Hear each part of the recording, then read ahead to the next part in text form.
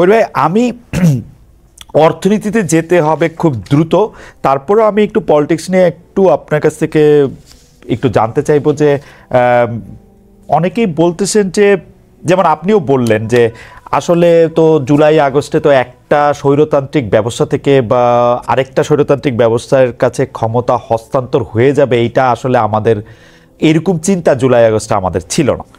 আমাদের চিন্তার মধ্যে যে এটা ছিল না, কিন্তু আমাদের কি এই পরীক্ষাটা নেওয়া উচিত যে আসলে আমাদের বেশিরভাগ জনগণ কি চায়, কেমন গণতন্ত্র চায়? এখন ঘটনা হইতেছে, আমাদের বেশিরভাগ জনগণ যদি একটা ভালো ভোটের মাধ্যমে, সেটা যেরকম সরকারই হোক, ইসলামিক সরকার হোক, বিএনপি সরকার হোক, আওয়ামী লীগ সরকারকে আমি আর সিনে দেখি না, তারা তো আসুক, তাহলে সেইটার ক্ষেত্রে তাকে ফেসিলিটেট করাই এই সরকারের কি উদ্দেশ্য হওয়া উচিত, নাকি সরকার, মানে এটা কি মনে হয়, মানে এটা একটা জনপ্রিয় একটা তর্কে পরিণত হয়েছে যে আগে নির্বাচন, আগে সংস্কার, এরা এসে কিছু করে যাবে কিনা? আপনার টেকটা কি করি ভাই এটা নিয়ে?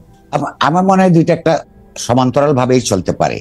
আর তার আগের প্রশ্নটা যদি আমি একটু অ্যাড্রেস করতে চাই খুব অল্প সময়ে, জনগণ কিন্তু কি চায় সেটা হয়তো রেফারেন্ডাম হয় না আপনি বলতে পারেন, কিন্তু জনগণের যে ভাষা আর যারা এই যে তাত্ত্বিক ভাবে কথা বলেন বা এমনকি আপনি আমিও যে ভাষায় কথা বলি, তাদের আকাঙ্ক্ষা কিন্তু একই ভাষায় অভিব্যক্ত হবে না। কিন্তু আমাদের কিছু অনুমান, ইতিহাসের অভিজ্ঞতায় আমরা কিন্তু অনুমানের ভিত্তিতেই কতগুলি আপনার অভিজ্ঞতা এবং অনুমানের ভিত্তিতে কতগুলো কনক্লুশনে যেতে পারি। ধরুন, যখন একটা মোটামুটি ভাবে নির্বাচন হতো, তখন আমরা দেখতাম যে 5 বছর পরে আরেকটা সরকার পতন হয়ে যায় নির্বাচনের মাধ্যমে। দেখেছি, আমরা এই দেশেই দেখেছি। আচ্ছা, এটা কেন হয়? তার মানে হয় যে সরকারের কাজে মানুষ সন্তুষ্ট থাকে না। তো সরকার কি ধরনের কাজে সন্তুষ্ট থাকে না, সরকারগুলো কি ধরনের কাজ করে? প্রথম কথা হলো, জনগণকে সরকার পাত্তা দেয় না, এখানে জবাবদিহিতার ব্যবস্থা নাই। অর্থাৎ একটা দেশে গণতন্ত্র আছে কিনা একটা পুরনো কথা যদিও, কিন্তু অনেক পুরনো কথাই নতুন ভাবে আসে এবং নিরন্তর বলে যেতে হবে। সেটা হচ্ছে যে গণতন্ত্রের সরকার কিনা, গণতান্ত্রিক সরকার কিনা, তার দেখার অনেক মানদণ্ডের মধ্যে একটা হচ্ছে সেই সরকারটি জনগণকে ভয় পায় কিনা। জনগণকে যদি সরকার ভয় না পায়, বুঝতে হবে সেখানে গণতন্ত্র অনুপস্থিত। আর জনগণ যদি সরকারকে ভয় পায়, তাহলে বুঝতে হবে যে ব্যবস্থা অলরেডি স্বৈরতান্ত্রিক, এখানে কোনো গণতান্ত্রিক ব্যবস্থা নাই। তো মানুষ এমন সরকার চায় না বলেই যাকে ভয় পেতে হবে, এ কারণেই সুযোগ পেলে বদলে দেয়। এখান থেকে আমরা ধরতে পারি যে এই দেশের মানুষ বারবার আন্দোলন করেছে এমন ধরনের একটা সরকারের জন্য যেখানে জনগণের কাছে তার একটা রাজনৈতিক, অর্থনৈতিক, সাংস্কৃতিক জবাবদিহিতা থাকবে। অর্থাৎ না থাকলে তার আবার পরের বছর ক্ষমতায় না আসবার ভয়টা সরকারকে থাকতে হবে। তার জন্য তো নির্বাচন ব্যবস্থায় পরিবর্তন আনতে হবে।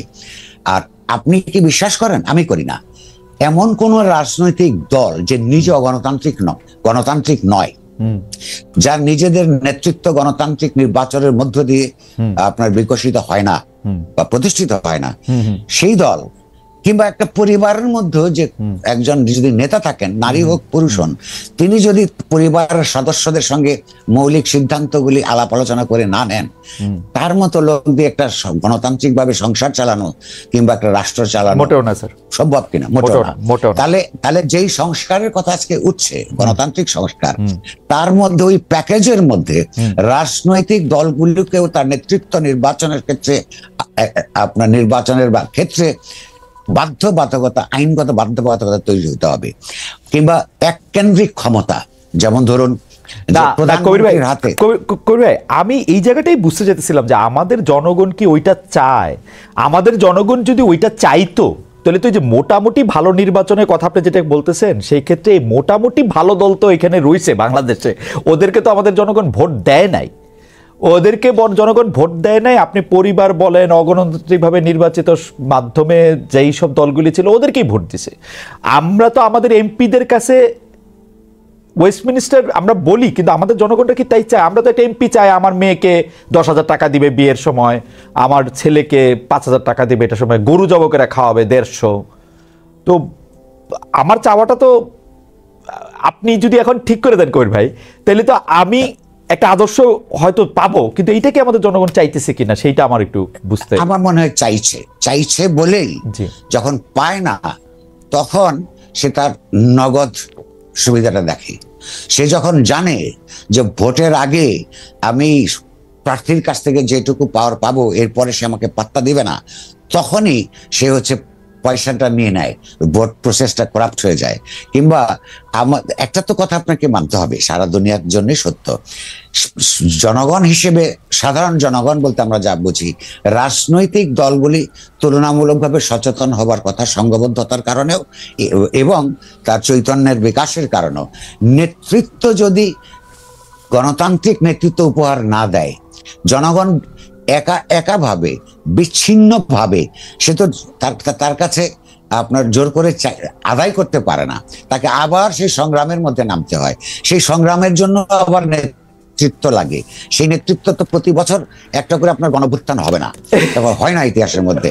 তো এখন প্রশ্ন হচ্ছে যে নেতৃত্বকে তো নিজের সচেতনতা বোধ, দেশপ্রেম ইত্যাদি থেকে কিছু সিদ্ধান্ত নিতে হবে যেটা জনগণ মুগ্ধ হবে।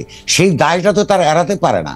তারা রাষ্ট্র ক্ষমতা ব্যবহার করে বৃত্ত এবং বৈভব গড়ে তুলবেন, আর অন্যদিকে বলবেন জনগণ তো আমাদের কাছে এটা চায় নাই।